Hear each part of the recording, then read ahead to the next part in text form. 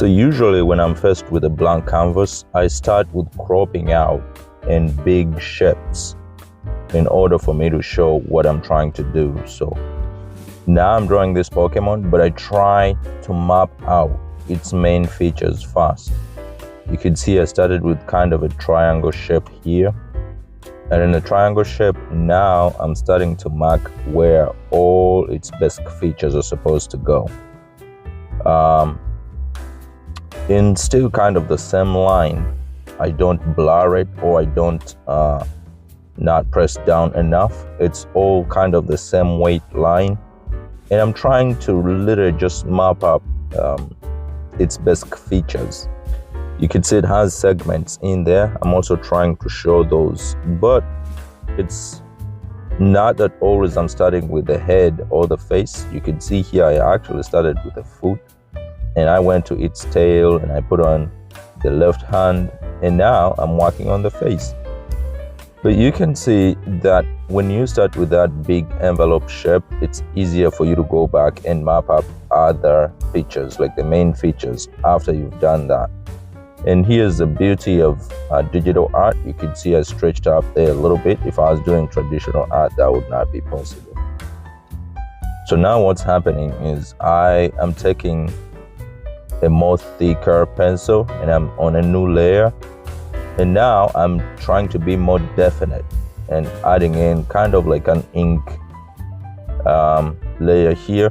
But this is not actually the final ink. This is kind of mapping out where I want the definite features to start and end, but not the inking phase. This is pretty much the same pencil that I've been using in the first layer, but right now I'm just actually going down a little bit harder, so I can make it, I can have those vivid, definite areas where I want the features of my Pokemon to go. And what's interesting in this phase, you start now to see the mistakes jump right out at you, but also it shows you the basics of if you actually grab this Pokemon. Now what happens, I add another one on top of it, and I drop down the opacity of the previous one a little bit. And now in this one, I go most definite. So you can see I have line prediction on, which is a feature that comes with this SketchBook Pro. So now I'm more definite with my lines, and I try to make sure that I'm conscious about my line weight as well, because this is going to be my final inking phase. And what happens in here is that you have to be most definite, and you literally have to watch out where the lines start and where the lines end, in order for you to finish up with this inking phase. So with the inking phase, usually what I do is after this ink layer, in my typical drawing, I put it aside as a coloring page. So that's why you want to make sure you're conscious about your line weight,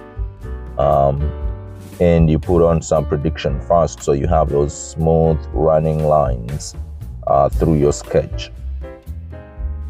In here, it's gonna be kind of like a watercolor wash. So the way I actually paint is that after I put this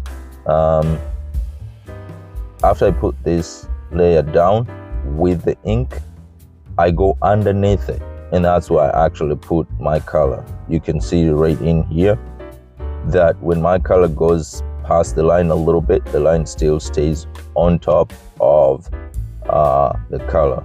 So I usually start off with the lightest colors, and then I go in slowly by slowly, adding the darker shades. So I usually have two techniques that I use to make my shadows, but in this particular video, we're just going to go in and draw in the shadows as well, using a little bit of a darker color from what we will lay down as the basic colors. So now in this layer, I usually just lay down the basic colors. That's it.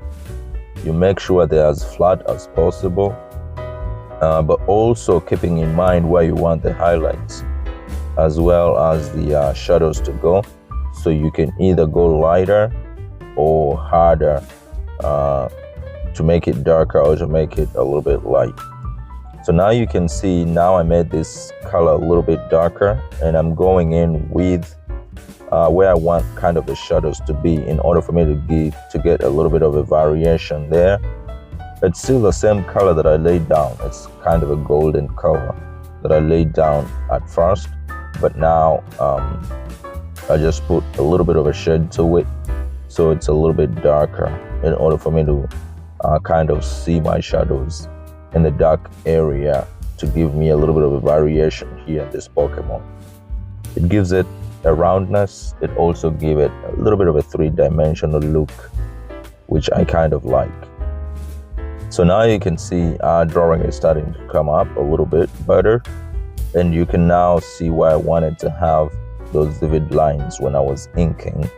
So now now that the inking layer is on top of it, on top of the color layer, you could see I have that smooth line when it comes to the ink.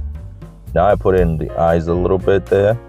The eyes were a little easier, so I just dropped in the black and all. I used a little bit of a light blue to do his eyes over there. That's it, guys. Thank you so much for watching, and that was a little bit of my process on how I draw, a little sped up, but I hope you liked it. Please go ahead and subscribe, also like and share. Bye-bye for now.